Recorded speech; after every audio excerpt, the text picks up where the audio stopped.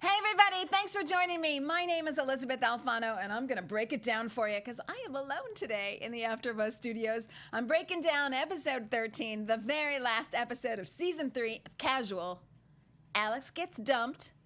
Val gets a conscience. Who knew that was possible? Laura finds a home. And did somebody say baby? Stick with me, I'll break it down. You're tuning into the destination for TV superfan discussion, AFTERBUZZ TV. And now, let the buzz begin.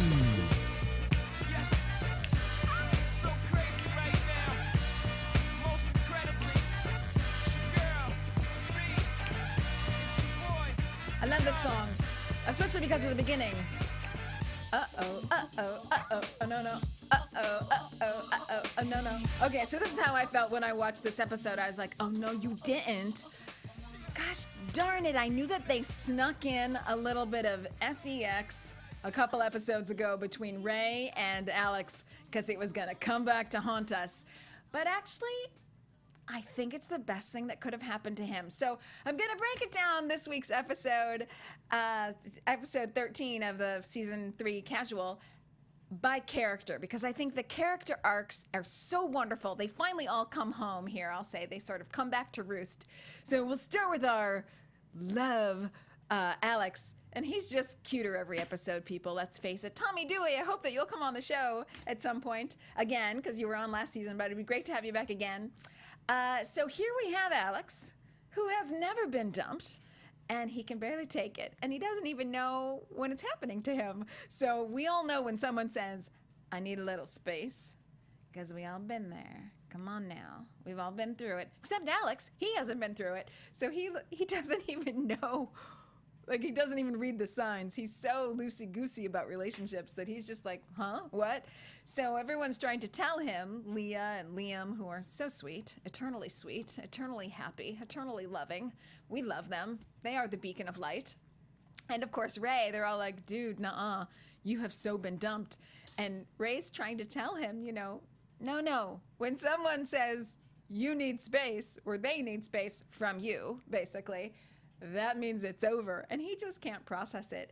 And you see him in the beginning, his beloved waffle maker has been broken, and he starts to feel, even though he's not ready to accept that he's been dumped, and his friends haven't yet really like forced him to see the truth, you can see in the back of his mind, he's processing something. This is what I love about the show, and I love about the writing about this show. It's not everything is on the surface level. A lot of it's really subtle. So they show here Alex knowing and not wanting to know at the same time. And he has this dialogue with this guy at the electric store, like, why can't you fix my waffle maker? And the guy's like, look, it's $19.99. Go to Bed Bath & Beyond. And he's like, no, my waffle maker, you don't understand. It means something to me. It's not disposable. Life isn't about throwing people away. Or are we talking about a waffle iron? We're not sure. So he's talking about his beloved waffle iron, but really, he's starting to feel the effects of, like, maybe I've been thrown away, and how horrible that feels, as we all know. So he goes back, and Ray kind of confirms for him at home, like, no, dude, that's code for nuh-uh, it's over. So he just can't believe it, and he goes to our beloved Judy Greer. He goes to Judy, and he's like, wait, no, why would you ever end our relationship? And he gets a little bit of something right back to him, and she says, and it's true, you're my hot guy. It's true. Come on now. You're my hot guy, and you're my unserious guy, and you're my rebound. And so that kind of stings for him. But he takes it all in stride. And again, I love what Zander has done, the creator of this series. He gives us our comic relief in Alex. So even when Alex has bad news, and this is bad, his first major breakup, he doesn't go into the depths like Val does, played by Michaela Watkins, and I'll get into her in just a minute.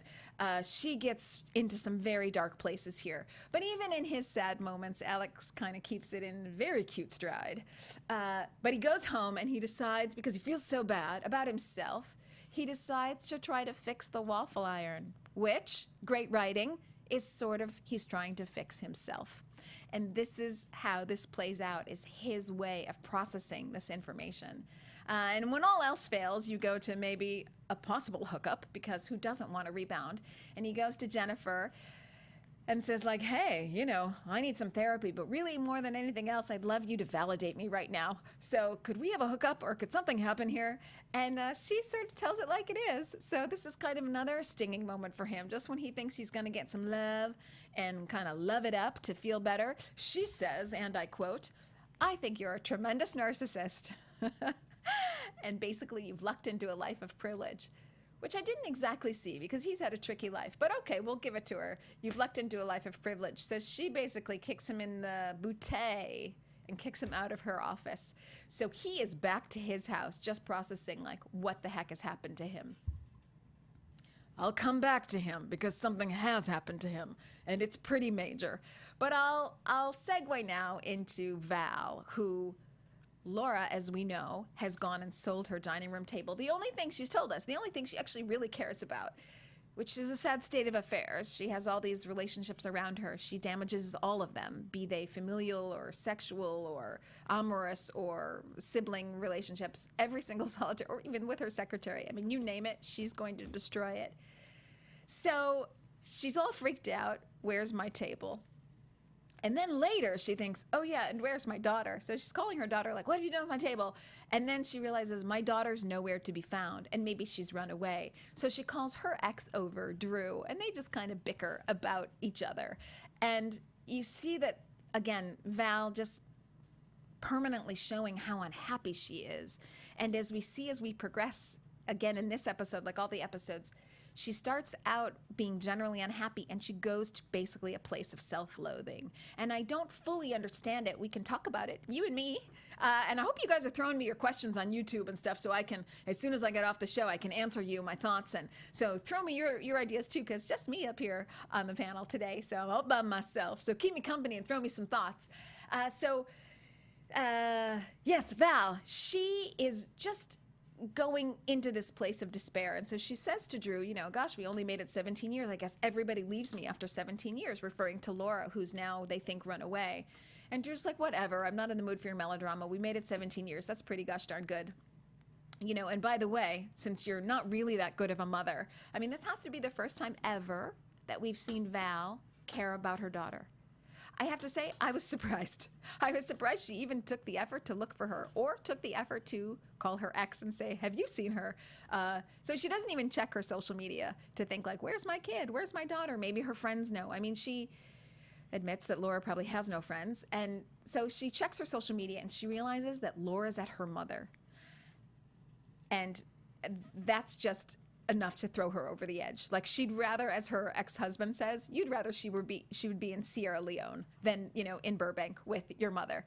And that's like all Val can take, because she has such,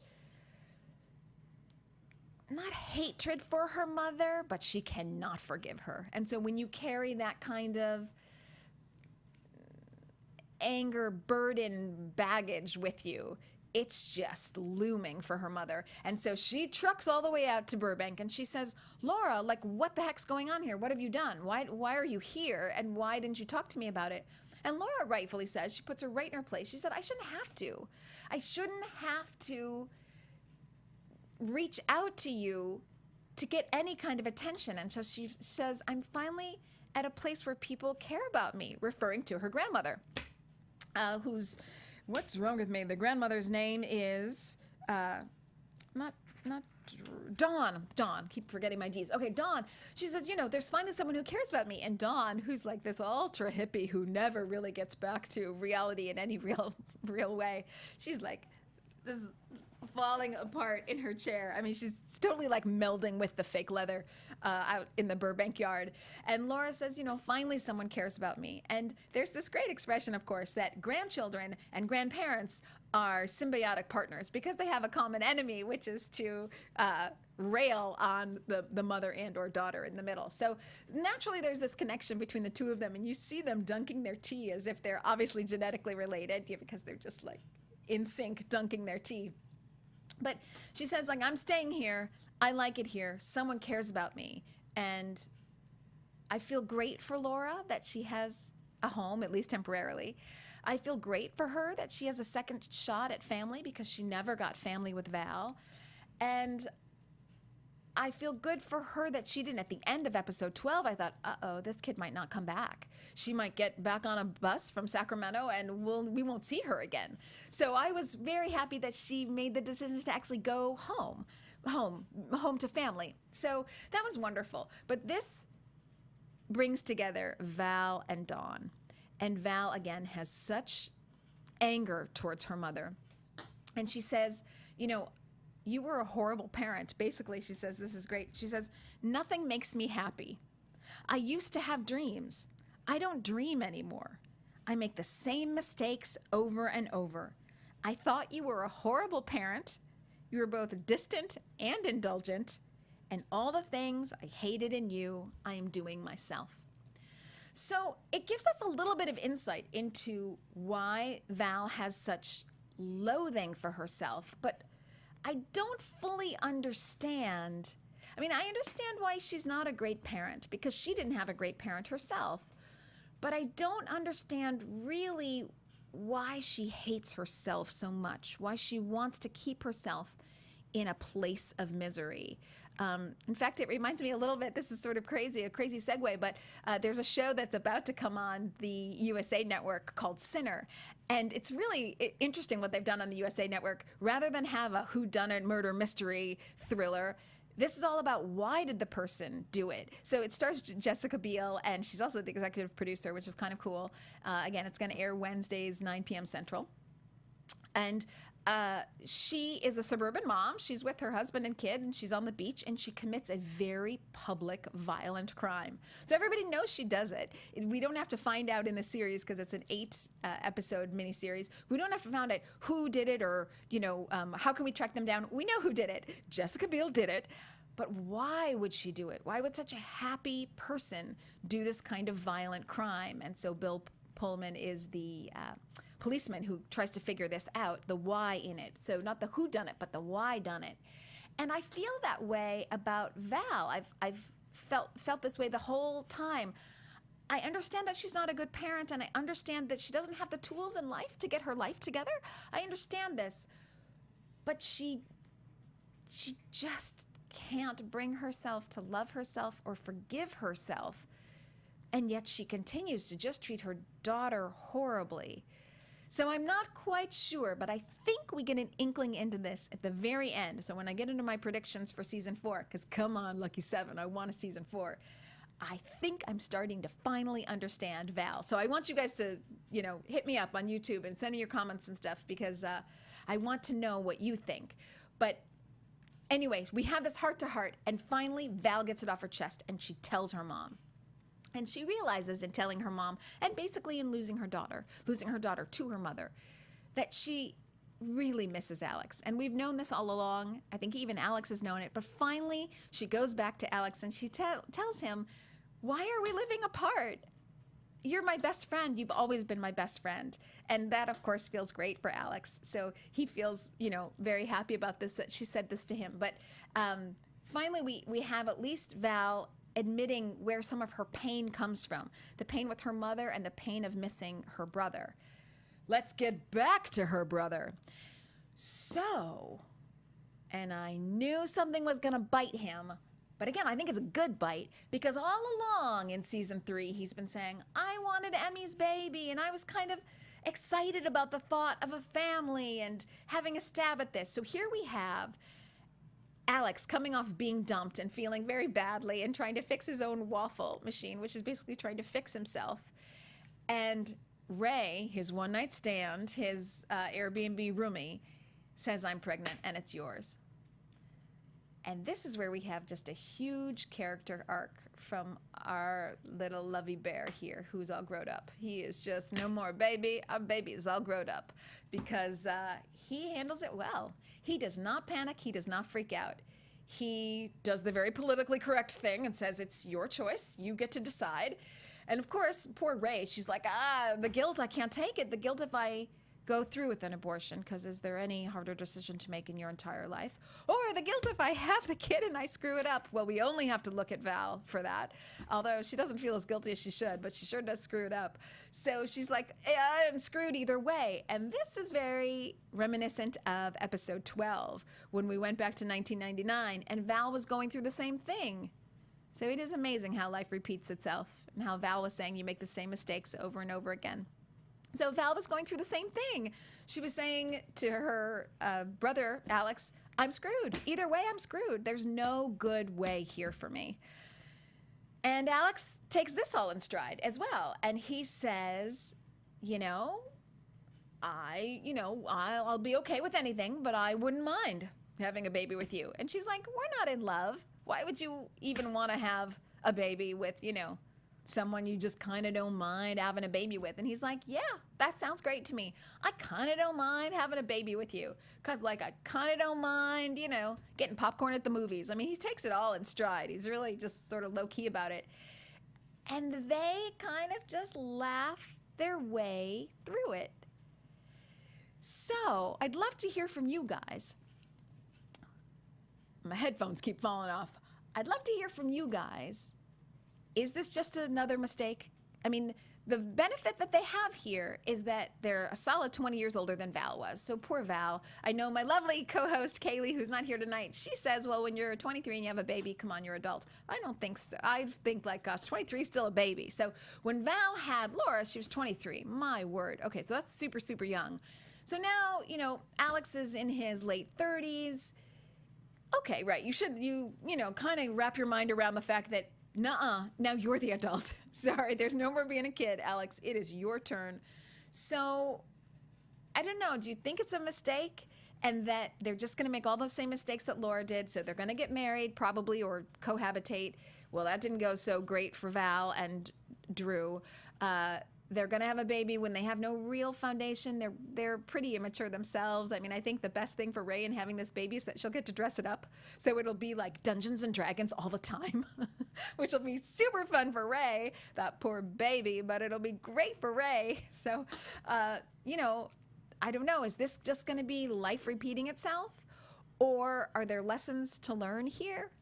I'm not really sure.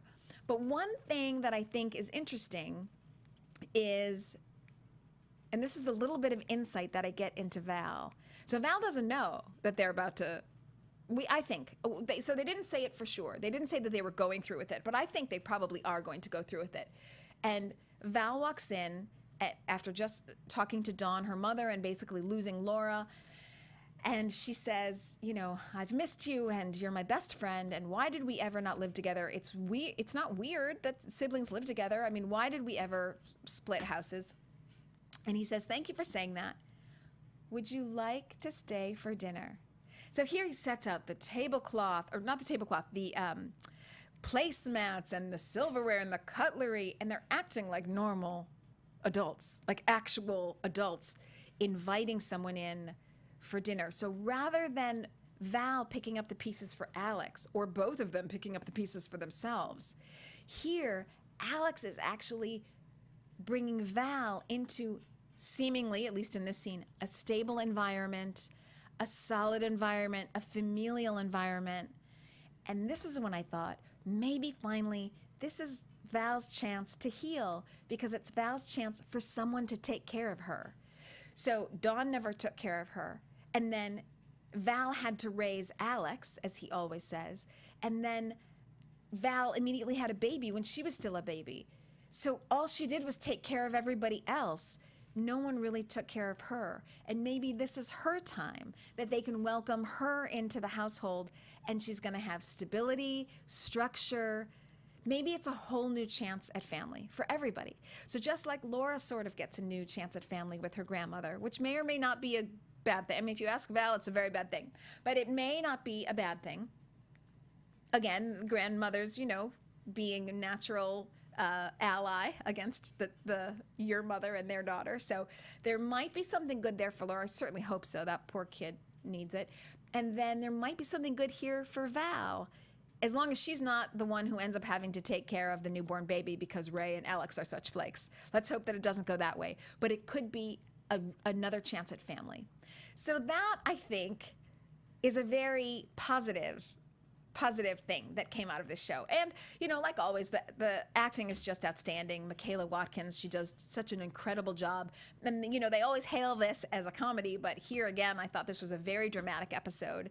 I think the biggest comedy to me was really Judy Greer, when she's just like, you're hot, you're my rebound, get used to it. So that was kind of fun. But I thought this was a very well tied up episode and leaving us wanting more.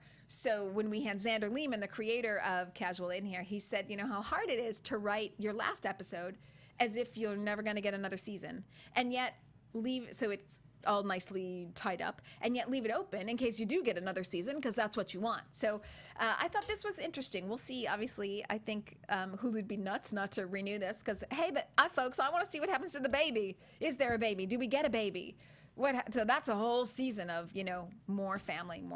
So I think that's very exciting. And of course, I want to see everyone back together. And really, I want redemption for Val. And I'd love to see Alex so happy. So hit me up with all your thoughts and all your predictions. And I know that this has sort of been a fast kind of break it down show, but I'm alone today without my co-hosts, and I'm just sort of spewing all my ideas. But feel free to share your ideas, because I want to hear what you guys think as well. And I hope that we're all crossing our fingers, of course, for season 4. Come on, Hulu. Come on, Lucky 7. So hoping we're going to know in like 2 weeks, which will be great. But in the interim, it's been a wonderful season. So thank you to Jason Reitman, who directed this one. And thank you to Zander Lehmann for getting all these great female directors in here. There's an incredible amount of female writers and female directors on this show. And then Michaela Watkins, Lynne Barr, and Tommy Dewey. You guys all rock. So wonderful. So it's been a great season. I'm all ready for season 4. Hit me up on the social media, YouTube. Let me tell you where you can find me. So I still am on Facebook. Apparently, I'm like the only one still on Facebook. But my name is Elysabeth Alfano, as I said in the beginning. And you can find me on Facebook at Elysabeth Alfano. And I have the Celebrity Dinner Party, which is my show that I do outside of AfterBuzz. And I interview celebs over food and drink and, you know, give a couple drinks and you just don't know where the conversation's going. So you can hit up all my celebrity interviews at thedinnerparty.tv. That's my website, thedinnerparty.tv. And of course, Twitter and Instagram, dinnerpartychgo. So hit me up there too. And if you're watching now on YouTube live or later on YouTube, just throw me your questions. I would love to know what you guys think about this episode. If you think there is redemption for Val, does she pick up the pieces? Do people finally take care of her? Will there be a baby? Come on, people, tell me, will there be a baby? Because this is what we want to know. Will the babies start acting like grown-ups and take care of a new baby? And what does this mean for Laura if there's a baby? I mean, I do feel sorry for Laura in that she just got pushed aside. I mean, she missed it. You know, her childhood is over. She's 17, about to be 18. Her childhood's over. No one ever looked after her. Again, history repeating itself, just like no one ever took care of Val. No one ever took care of Laura. And I don't see Laura really getting her life together because she doesn't have the skills or the tool set, just like Val didn't. So I am hoping that there's redemption for this family, and maybe the new baby brings that. Okay, peeps, I'm going to sign off because I've been talking to myself, having a great time, actually. This is kind of fun. I'm going to sign off. I'll say, don't forget, so we might have a while before we have season 4, but this Wednesday, starting at 9 Central and 10 Eastern Time, Sinner with Jessica Biel is going to be on the USA Network, and I'm all excited about that. To not know who did the crazy, violent crime, because we know it, but why did she do it? So the psychological thriller Sinner is going to be on the USA Network, and I think that is it for now, folks. I'm signing off. It's been great to be here again. My name's Elysabeth Alfano. Hit me up on social media. And until I see you at season 4, folks, have a good one.